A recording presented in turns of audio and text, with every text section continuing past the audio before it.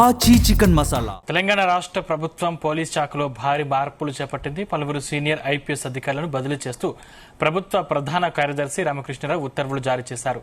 మే 1 నుండి ఈ బదిలీలు అమల్లోకి రానున్నట్లు సీఎస్ ఉత్తర్వుల్లో పేర్కొన్నారు.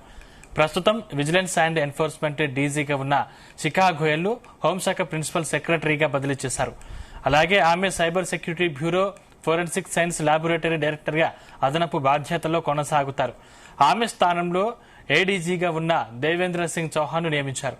ఏసీబీ డైరెక్టర్గా ఉన్న తరుణ్ జోషిని అత్యంత కీలకమైన ఫ్యూచర్ సిటీ పోలీస్ కమిషనర్గా నియమించారు.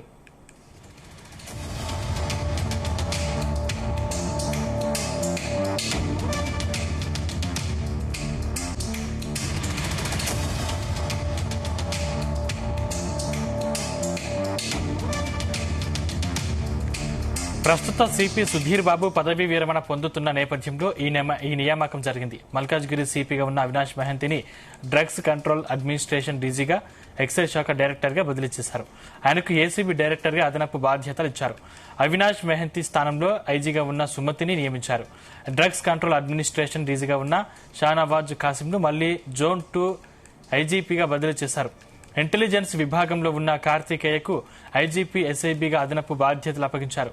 రాష్ట్రంలో పాలనను మరింత వేగవంతం చేయడానికి, ఫ్యూచర్ సిటీ వంటి ప్రతిష్టాత్మక ప్రాజెక్టుల భద్రతను పర్యవేక్షించడానికి అనుభవజ్ఞులైన అధికారులకు ప్రభుత్వం కీలక బాధ్యతలు అప్పగించింది. ముఖ్యంగా హోంశాఖలో శిఖా గోయల్ నియామకం, ఫ్యూచర్ సిటీకి తరుణ్ జోషి నియామకం ప్రాధాన్యతను సంతరించుకుంటోంది.